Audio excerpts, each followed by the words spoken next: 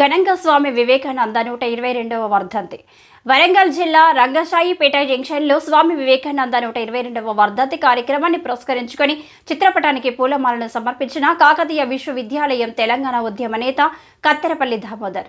అనంతరం దామోదర్ మాట్లాడుతూ స్వామి వివేకానంద ఆశయ సాధనలో ప్రతి ఒక్కరూ నడవాలని, అదేవిధంగా మన దేశ ఔన్నత్యాన్ని ప్రపంచానికి చాటి చెప్పిన గొప్ప తాత్వికవేత్త, మహనీయుడు అని వారు కొనియాడారు.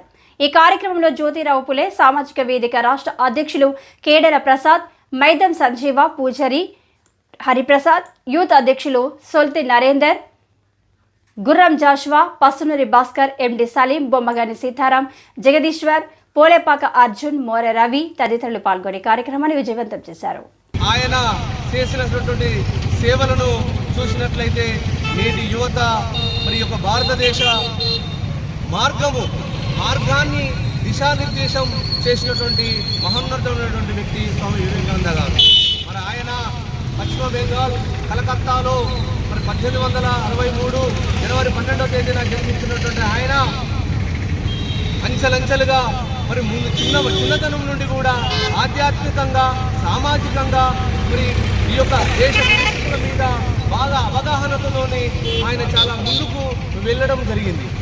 మరి అటు తర్వాత ఆయన 30 ఏళ్ల వయసులోనే మరి 1893 చికాగోలో ప్రపంచ అన్ని మతాల మరి పార్లమెంటు సమ్మేళనం జరిగిన సందర్భంలో మరి ఆయనటువంటి ప్రసంగం, ఆయన మాట్లాడిన తీరు యావత్తు ప్రపంచ దేశాలు కూడా ఈ యొక్క ప్రపంచంలో ఇంత అద్భుతమైనటువంటి భారతదేశం ఉన్నదా, ఆ యొక్క దేశంలో ఒక హిందూ సాంప్రదాయాలు, హిందూ మతం అంటే ఇంత గొప్పగా ఉంటుందా అని చెప్పేసి తెలియజేయడం కూడా ఈ యొక్క స్వామి వివేకానంద ద్వారానే తెలిసిందని చెప్పక తప్పదు.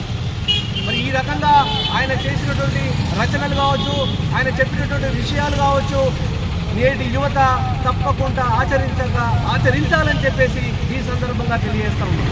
చివరగా ఆయన మరి 1897లో ఆయన గురువుగారు అయినటువంటి రామకృష్ణ పరమహంస గారి పేరుపై రామకృష్ణ మిషన్ను స్థాపించి నేటి యువతకు ఎంతో ఆదర్శప్రాయుడైండు అని చెప్పడంలో సందేహం లేదు. మరి చివరగా 1902 జూలై 4వ తేదీన ఆయన పరమపదించడం జరిగినది.